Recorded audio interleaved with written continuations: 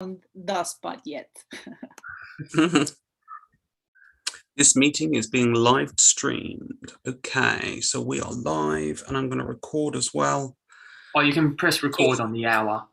Okay, right, on the hour. Good, thanks for reminding me. Great. So for those of you on the live stream, we're about 3 minutes to the hour. So we're going to be starting on the hour. So if you want to fast forward to that, if you're listening after the event, then you can do that. I mean, if they can fast forward right now and it's live, then they have superpowers. So Wow. you don't need to try. We are talking about superpowers. We are talking about superpowers on this thing. So it's highly possible that people will. So I'm going to let people in. Is that okay? Yeah. Yeah, for our open the gate. Lovely hostesses. Admit all. Great. And yeah, you can turn off the waiting room as well once you do that, so then we don't need to keep admitting people. I'm doing that. Fantastic. So welcome everybody. Welcome this afternoon to this session. So if you'd like to, perhaps if you want to just putting your where you're from in the world in the chat, so it'll be great to get a sense of where people are, where they're coming in from today. That'd be wonderful. Thank you. Great. I've just asked Thea to unmute because she's a friend. Hello, Thea. Yeah. Nice to see you. Hello, Jodie in Wales, Laura in Canada. Yeah. Nice to see some familiar faces. Yeah, Rose from Brighton, who's from Ontario. Fantastic. Yeah, you can also put your name. Welcome. Chat. Yeah, welcome. It's quite a good time of day in a way, except for Australia and New Zealand, I guess. It's a bit late there. It's a little bit, yeah. Australians, they don't even matter. Fuck them. Was I meant to give a swearing warning before I said that? Yeah, probably. I am Australian, it's okay. Yeah, Steve's allowed to say that because he is Aussie. Fantastic. So we've got nice numbers, 45 people so far. Lovely. So is there anything in particular that people are looking forward to with this session? If you'd like to write that in the chat as well, that would be great to give Karin and Patricia a sense of what you're looking for in today's session. That's great. So it is on the hour, so I am going to press record.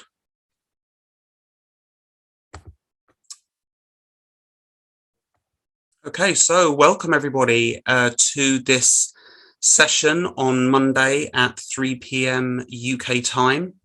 And the session is what every movement teacher needs to know about trauma with Patricia and Karin.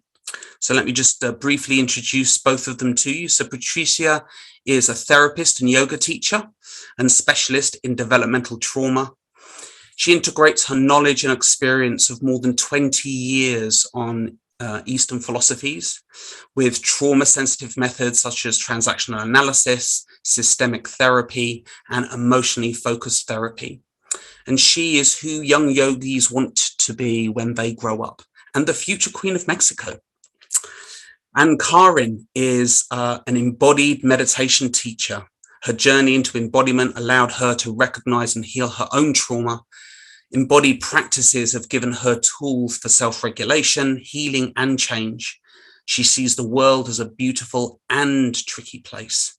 Her work is to help others experience themselves as empowered rather than as victims. And she is exceptionally wise and grounded. And I can comfortably say that I can say that with my own personal experience. So welcome to you both this afternoon. So my name is David Brown. I'll be hosting and doing the tech for this particular session. So please message me if you have any problems with Zoom or on the stream at all. And if you purchased an all access pass, this means that you're in the Zoom room, so welcome to you. And please turn your cameras on if possible, even if you're walking the dog or cooking. It does provide really useful feedback for our presenters today. And if you're on stream, then we can't see you, so don't worry about making sure that you put yourself on camera. Okay, so at any point during this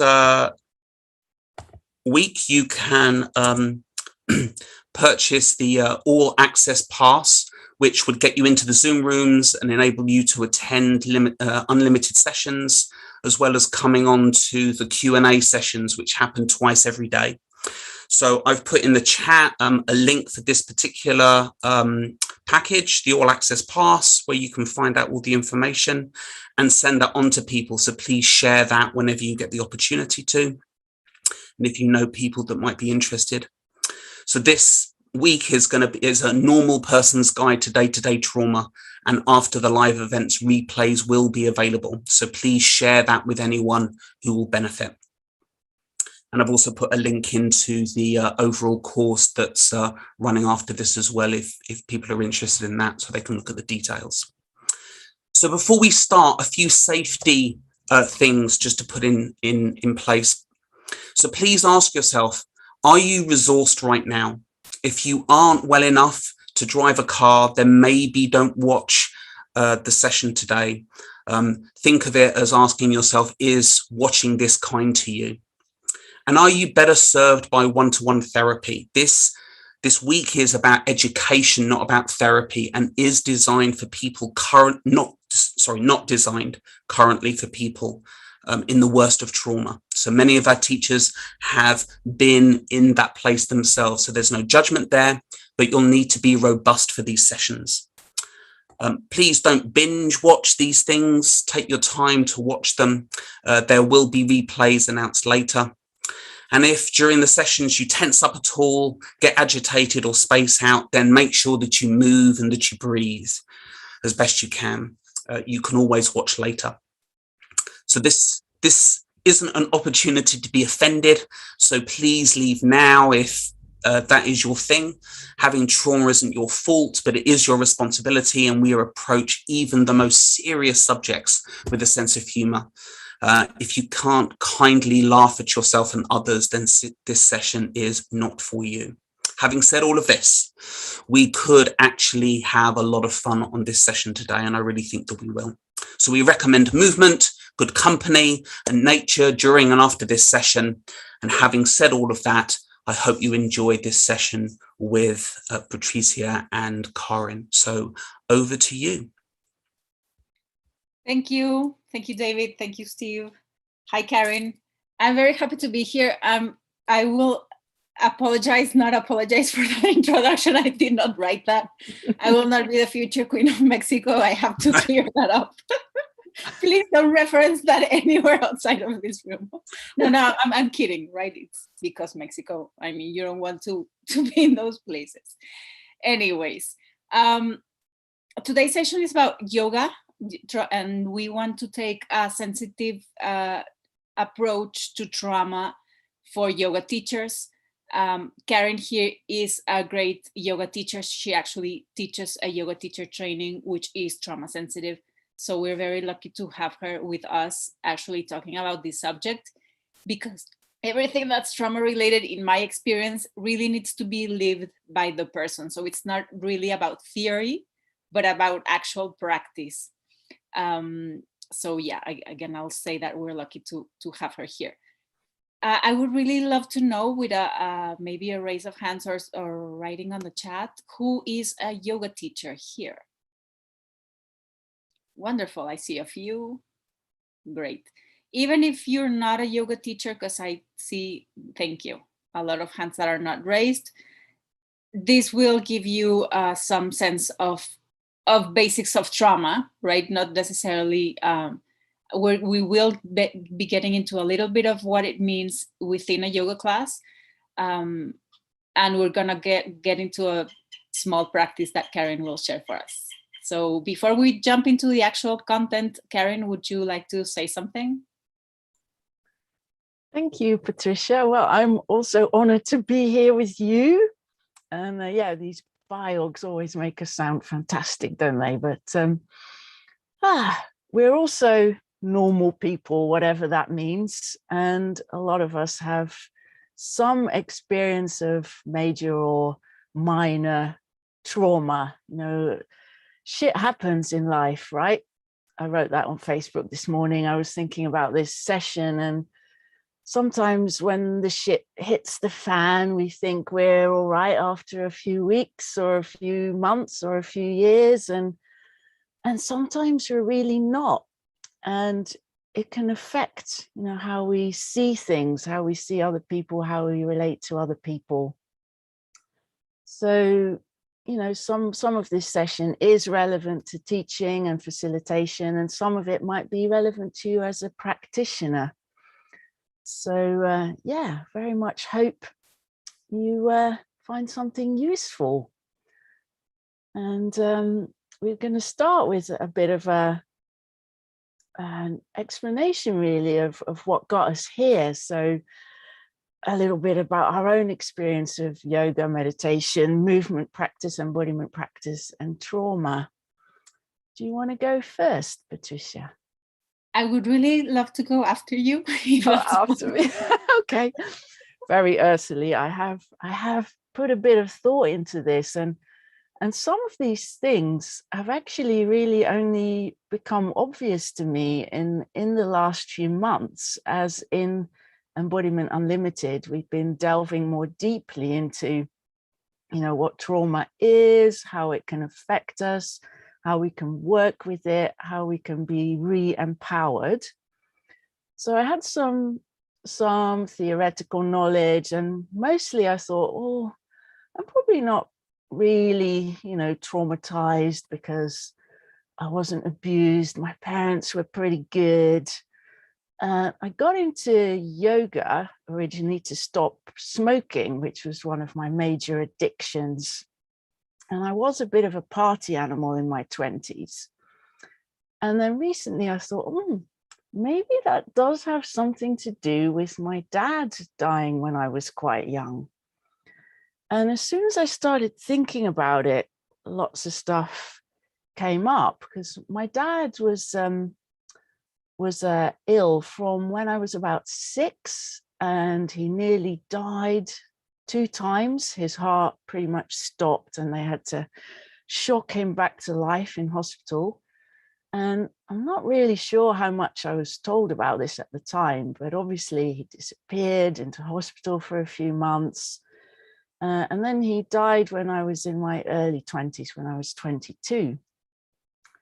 So, you know, maybe a lot of what I was experiencing in my 20s, which also included depression, problems around food, eating disorder type stuff, was related to that, perhaps.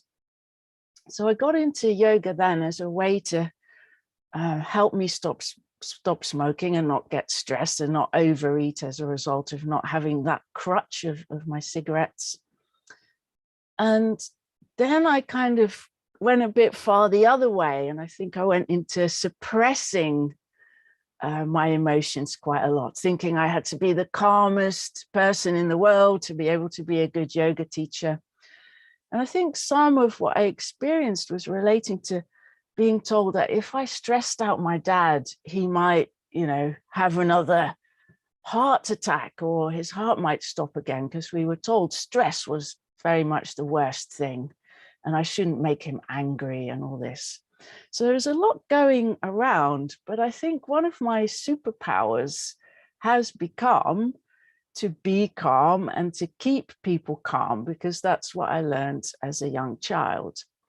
And then the later part of my journey has been to re-own my emotions and express a bit more, get into dance. One of my dance teachers, Fiona Winter, is here. And yeah, it's kind of coming full circle, and that circle is probably going to spiral up and up and up into more insight, awareness, and healing. So yeah, that's a bit about how I got into all this stuff. Thank you, Karin. Thank you for sharing that. I guess one of the things we learn with trauma is not to say, oh, my story is not as important or as painful, or it wasn't as difficult because it's not as flashy, in a sense, it's not as tragic. But that's something that we deal with like right from the start when we're working with trauma, because we all have our own experience and it should be addressed as that, right? I'm not as lucky to have such a beautiful introduction as Karin. I would tell you lots of stories that will leave us not so happy today, but related to yoga, I think I also could speak about this for hours because I've been practicing for many, many years. But one of the things that I want to frame it within the trauma perspective is how it really changed for me. So when I started doing yoga, I went into like the vinyasa and the full like very intense practice that hooks a lot of people today, right? So like more physically oriented. Even though when I started doing yoga, it wasn't yet this as a fad as it is today. Like right now you find the yoga studio in every corner in lots of cities. But it wasn't so much like that, but it was easy for me to jump into a practice that kept me like up to speed it would match what my brain was doing, right? So fast, and the idea of there's something else that you can learn. So the next workshop, the next training, and within this vinyasa, which is like a style that's pretty fast paced for those of you who are new to yoga. And it's really close to another branch of yoga, which is called Ashtanga. And Ashtanga is known, in my experience, for being a very precise method of yoga. What does that mean? That there's an instruction to where your gaze should be, to the point of your finger, the point of your toes, what angle your knee should be. So that was like addiction to me, right? Like, oh, there's another way to make this even more perfect. So in a way, I was getting the benefit of a body workout and actually squeezing through your stuff. That's really helpful, particularly for trauma, dealing with trauma, just being able to move your body and let it unstick. But in another sense, I was feeding on my own neurosis of perfectionism, of obsession, of like sticking to what's right? I remember, and with this example, I will very clearly show you how that transition that I'm talking about showed up. So at one time, this teacher that was very fast-paced, very like physically oriented, he made us go into like a tiny ball, like having your knees close to your chest and putting your face towards your knees. And we stood there for, I don't know, as of today, that might have been like 2 minutes or 20 minutes. But to me, it felt like 2 years, honestly, to be there into a little ball. And I was like, oh, I want to get out of here. Why is he making us stay here so long? I was caught up in this incredible experience of I want to get out of here. But fast forward, I don't know, 10 years, and I ran into a similar class. And again, the instruction to go into this position for an extended period. And it was, oh, I want to stay here forever. This is beautiful. I'm enjoying it so much. But it was so clear to see that contrast. In no way I would say, oh, that's the right way to go. Like we should always go into like this peaceful, embracing state of calmness and always, like soft. To me, and this is where I'm going to start linking it to the trauma theory or the trauma technical part, there is no right answer to all of us. So 2 things for me. What works? And what's the ideal for you? So if I had been like a very passive, I have a friend of mine who approached yoga to like super soft, super passive, and she eventually was able to build up her body and her everything into being able to go into a more active practice. So she took the other route as that I did, but she was coming from a very different place. And this is key when we're working with people's bodies. There is no right thing to get to. It really depends on what is it that we are building and what is it that we are working from. Making sense? Pretty clear, right? So this friend in her life that would show up as not making decisions, putting lots of pressure on her husband to do the work, to engage with the kids, to not engage with her children as much, to not being able to stand in a place that she financially felt that she could be able to make decisions for herself. Because this all becomes a state. It's not how we show up in the yoga class or the movement practice or with our bodies. This is actually our lives. This is the thing with trauma, right? And in my case, I mean, I don't want this to sound like, okay, I'll add this to my introduction, but I studied 8 languages at some point. And many people go like, oh, that's so cool. Yeah, but at some point that came as I need to do more, right? So I was coming from that other place.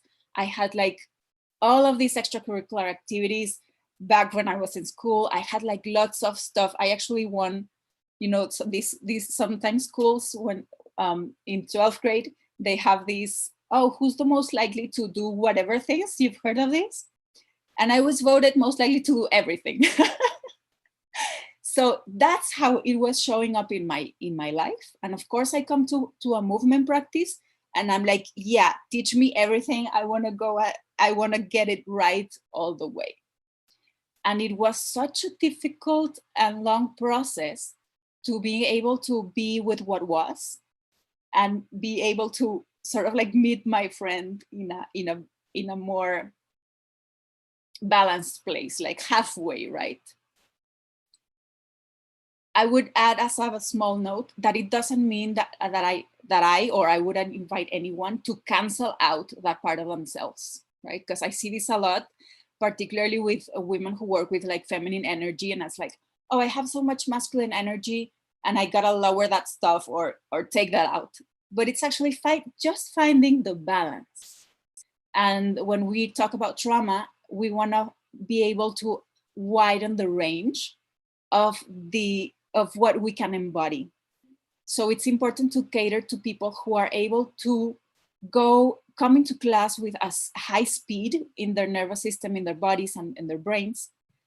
It's really difficult for these people to enter a class where we're like, oh, it's so breathy and slow.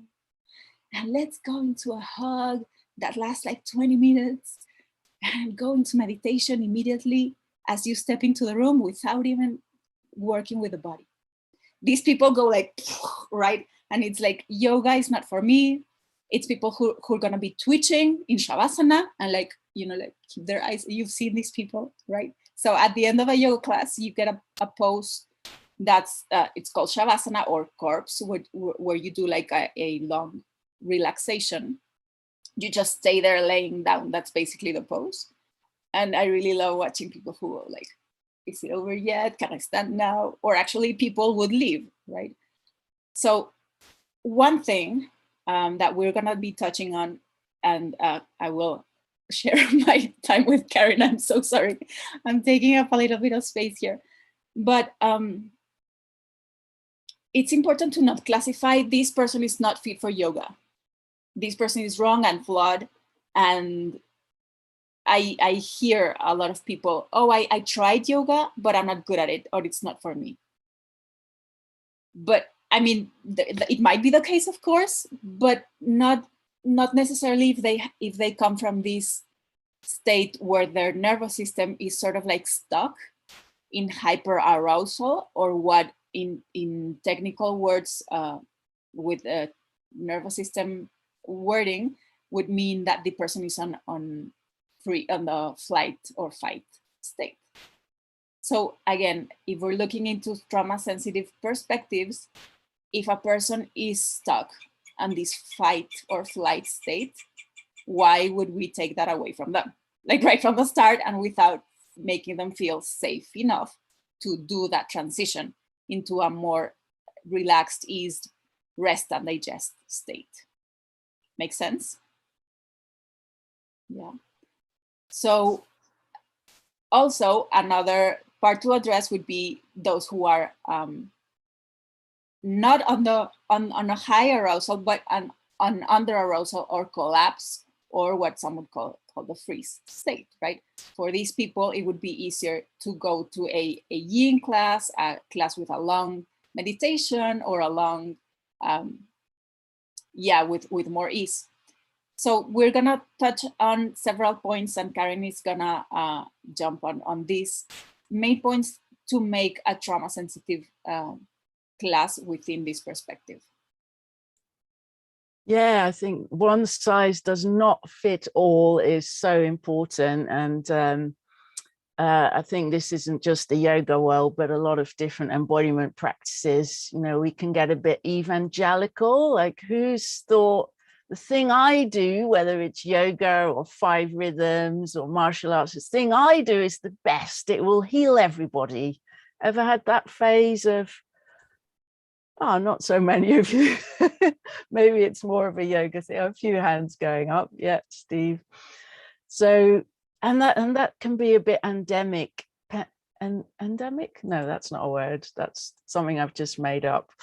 But a bit in a big thing in the yoga world is yoga can heal everything. And actually research shows that we usually need a range of approaches, and yoga might be part of that to heal trauma. It's also how we do it, as Patricia has been describing. Do it slow or fast? Have we got some space within whichever movement form we're doing to make that choice?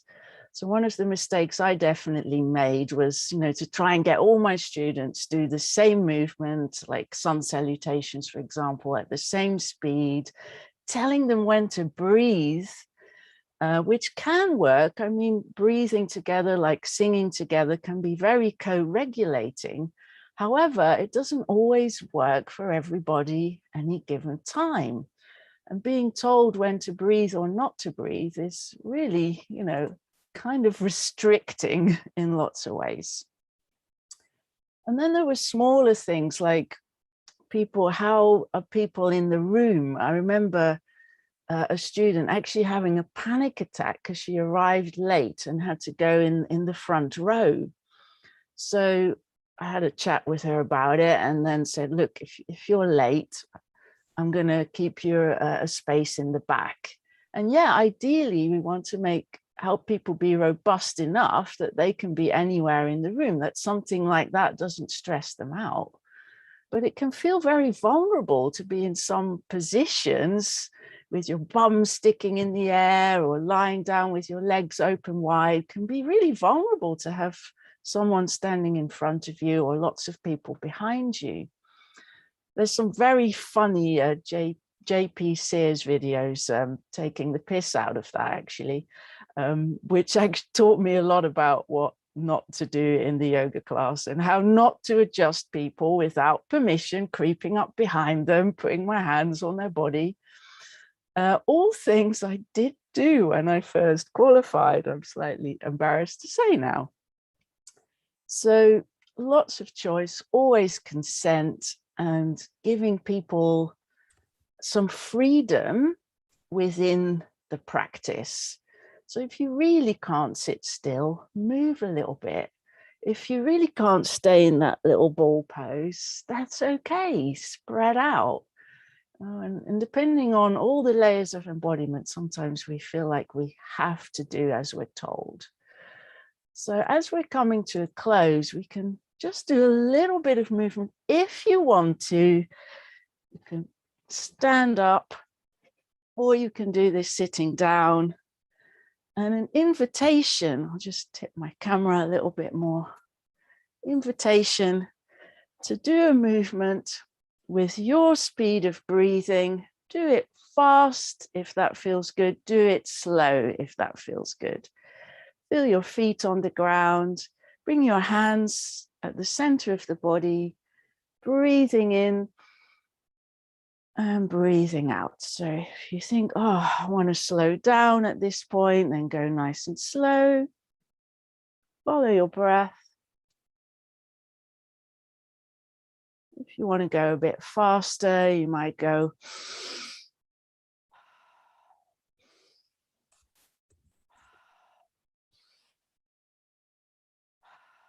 a little choice moment and a little shake. Again, you can do that slow, as if you're just letting the filling in a beanbag sink to the ground, or you can do it fast.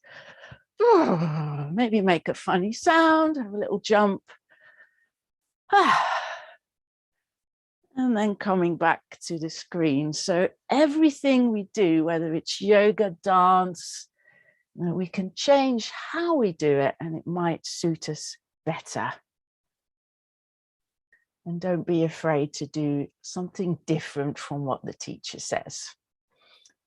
So that's really important, to be in your own power there. And that can be harder than we think sometimes as teachers. We assume people will take care of themselves, but often we feel kind of pressurized to join with the group. So that's another important one, to keep reminding my students of that.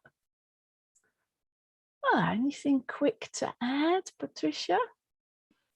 Yeah, Karin, just maybe ask you a quick maybe tip, or like a key learning that you got over your years working with this. Yeah, I think for me it was really trying different practices as well, because yoga made me almost in that freezy collapse state, going with the patterns that I was trained in from trauma.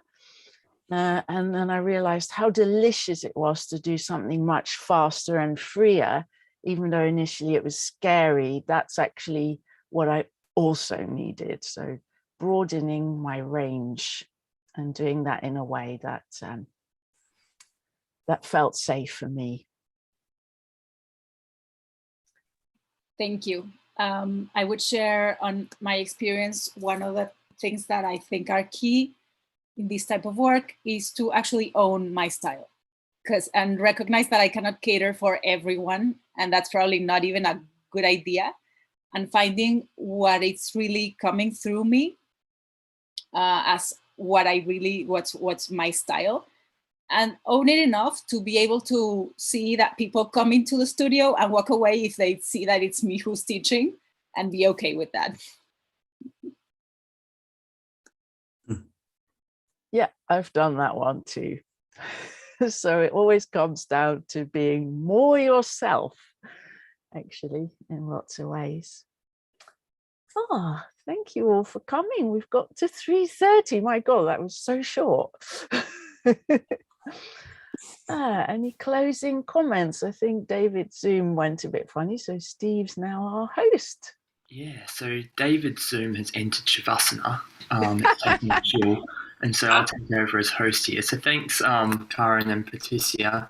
It's really nice tips, and it's actually really nice kind of hearing the relatable story as well. So if anyone has any takeaways from this session, please do drop those in the chat, either so that Karin and Patricia can hear them and you can help remember them, or if it's private, feel free to just write it yourself. But we like people to actually get something concrete and benefit and practical out of these sessions. So in terms of just a few little wrap-up things, of course, we would absolutely love, like we want you to benefit, if as many people as possible can benefit from this. So there will be replays available for everyone here live. They're going to be sent out from tomorrow. You'll get links to them.